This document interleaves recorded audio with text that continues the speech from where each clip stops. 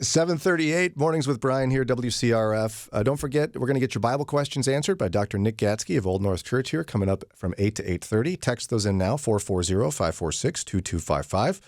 In studio with us right now, our friend Erica Kurcsak from Maranatha Bible Church in Akron. Welcome back, Erica. Thank you. Happy to be here. And a big congratulations to your dear husband, who will be very mad at me for bringing this up on the radio, but he actually just became Dr. Nathan Kurscak.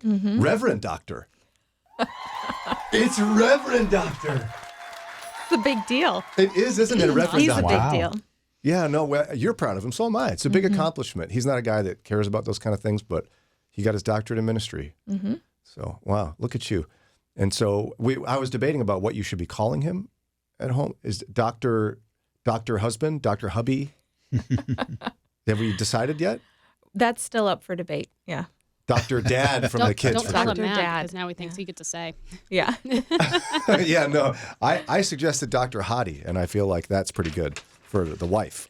Yeah, but it might translate on text to Dr. Biggie. Yeah, you heard me. That's my mistake. Yeah. If you don't know, I tried to text Sarah Hottie, and it auto-corrected at send to Biggie. It was a bad move. Bad move. Okay. So unfortunate. But you are here to talk about the ministry Grace and Beauty. Can you give folks just the elevator speech? If they go, hey, Grace and Beauty, what's that?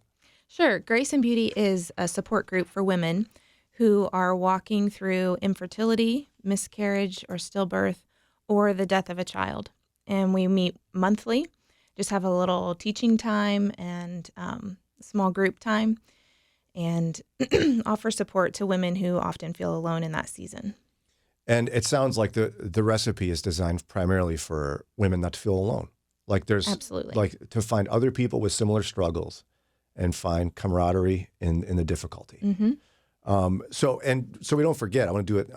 I want to bookend this. When does Grace and Beauty meet again? We meet the first Saturday of each month at 9 a.m., 9 to 11. So our next meeting is January 6th. Okay, so mark your calendar, January 6th, and you can be there at Maranatha Bible Church in Akron. Okay, so today we want to talk a little bit about 3 reasons why the holidays are particularly difficult for women who've been through struggles like this. What's your first reason? The first one is pregnancy announcements. A lot of people wait until the whole family is together to announce an upcoming pregnancy, and it's a normal thing. So, but it can just be especially painful for women who've gone through this kind of loss or dealing with infertility. Because, I mean, how do you even process in that moment, right? Let's say you gathered at grandma's house, everybody's together, someone makes the announcement. You're happy for them. Right. But you're heartbroken because you aren't. Right. Yeah. It's important to be sensitive to those kind of situations. It's not just, they're just being selfish, they need to get over it. That's a really insensitive way to approach that. It's just natural for us to filter news through our own lens and our own experiences and our own perspective. So it doesn't mean that she's not happy for you. It just means that, she's being reminded of her own loss. So something you can do is maybe find a time to talk to her privately about it. Maybe beforehand? Before you've made a big announcement. And that way she just has some time to process her own emotions before she's kind of put on the spot in front of other people. How do you, let's just say somebody doesn't think of that. How do you handle it in the moment? Like, how do you not burst into tears? I don't know. Right? Because you might. That's a good question. Yeah. And I think it is okay to be emotional. So much of this type of issue, people are trying to cover up and just act like everything's okay. And so I think it's important to recognize just because you're hurting doesn't mean everybody in the room is hurting. So it is important to congratulate and to, show that you want to celebrate as well. But it's okay to still have that pain in your own experience, in your own heart. In some respects, you'd almost have to, depending on how you're doing that day, excuse yourself quietly. So just let it all out for a minute. Yeah. Whew, that'd be so hard. I didn't even think about that happening a lot at Christmas, but it's true, isn't it? I know you went through infertility for a while and some miscarriage. Did you experience this or not? I did. It wasn't necessarily at the holidays, but anytime you've experienced loss, it feels like everybody around you is making birth announcements, gender reveals, all kinds of things. So Yeah. In fact, I remember our friend Kathleen, her husband Nathan, was just on, when she was on the air with me, I remember she was struggling for years with infertility. And there's the moment where she passed a woman, very pregnant, smoking, walking on the sidewalk. And she just felt like was overwhelmed with emotion of like, Lord, why does she get to? And I Absolutely. Yeah. And I could imagine there's even some of that. I guess, is it jealousy the right word? It sounds so gross bit. When someone is hurting. Yeah. Yeah, that can definitely be an aspect of it, for sure. Because you do have that feeling of like, well, why not me? Why that? What have I done wrong? We haven't done anything wrong. So. Yeah. Boy, that's hard. What's the second reason that the holidays are difficult for someone who's been through this? Well, I think the most obvious reason is just it's a loss of her dreams. And at some point, she had pictured herself at this holiday with a baby or with a pregnant belly or with that child or loved one. And so it's kind of difficult to reconcile your dreams with the reality of your experience. Wow. Yeah, because when it's a different type of loss with like an adult relative or something, right? I've seen people who have they do like the red empty plate, like they have a special place made at the table, or there's a set of flowers out, a bouquet of flowers for that person. But it's such a private pain that you feel alone in that like lost dream. Yes, it is, because especially if it's an early miscarriage, there's not a body. When you have a stillbirth or the death of a child, everyone can recognize that. Oftentimes there's a funeral that goes along with that. And but when you have an early miscarriage, it seems like it's just this emptiness. There's not really a closure there. And so sometimes people can downplay that and make it like it's not really a loss.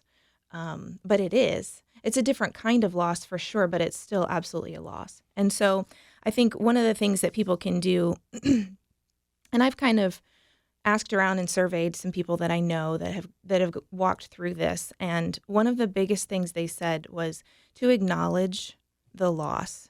So I think sometimes people don't say anything because it feels scary. They're afraid they're going to say something wrong or make somebody cry. But staying silent is absolutely one of the most painful things that you can do.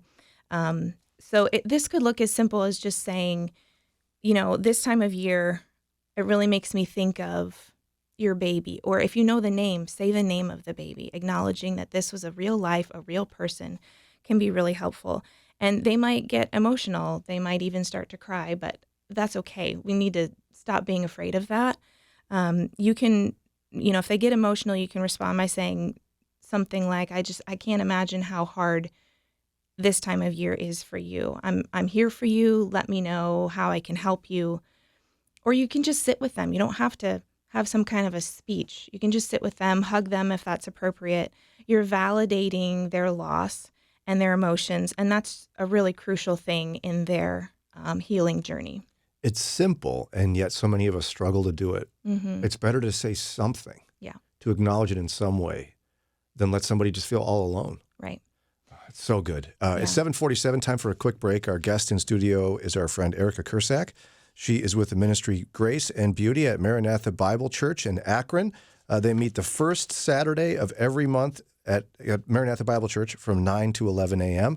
We'll continue chatting with her about why the holidays are particularly difficult for women who've experienced miscarriage, stillbirth, death of a child, infertility. We'll do that here in just a moment. In studio with us, our friend Erica Kurcsak. She is with the ministry Grace and Beauty at Maranatha Bible Church in Akron. And in case you're wondering, they meet every first Saturday of the month, pardon me, not every Saturday, the first Saturday of every month from 9 to 11 a.m. We're chatting about reasons why the holidays are particularly difficult for women who've been through infertility, miscarriage, loss of a child, death of a child, stillbirth.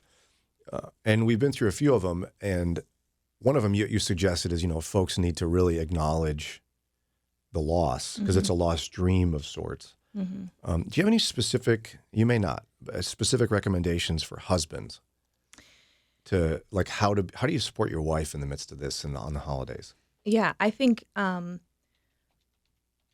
similar to what we've already been talking about of letting her know that you're thinking about the baby you've lost as well is really important. And I think how can I pray for you today is a great question, because the emotions of grief are constantly changing. So don't assume that you know what she's thinking or feeling.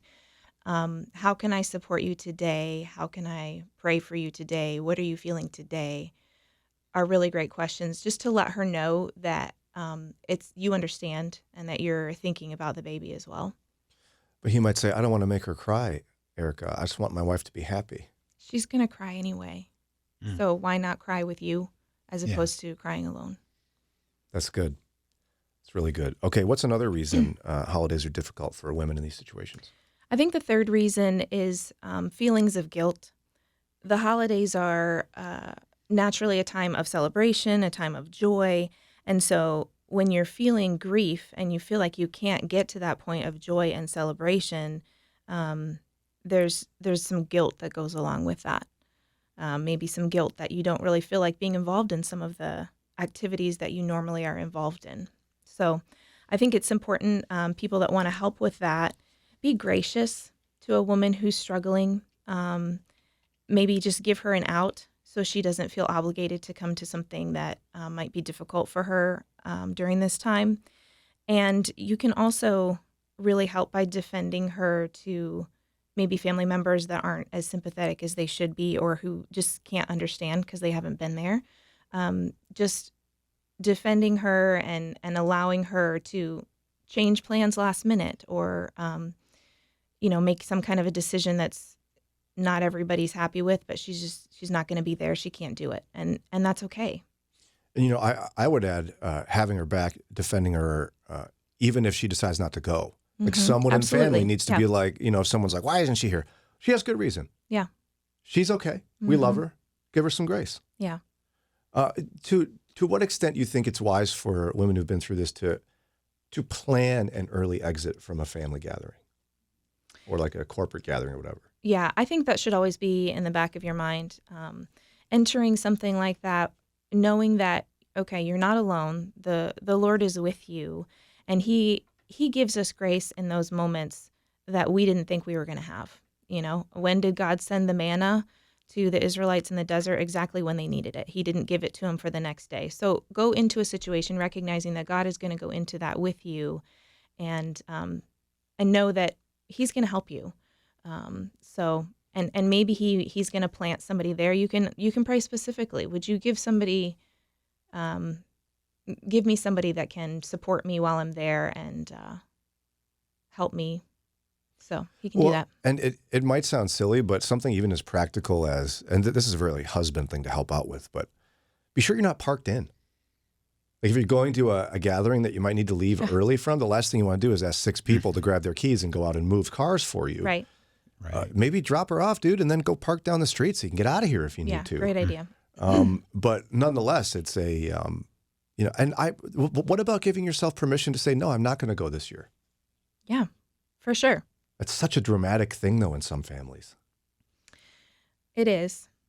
Yeah. But it might be the best thing for somebody's healing to do that. Now, there are other people who the best thing for them is going to be around people, to not isolate yourself, because there are times that isolating yourself is just going to make everything worse.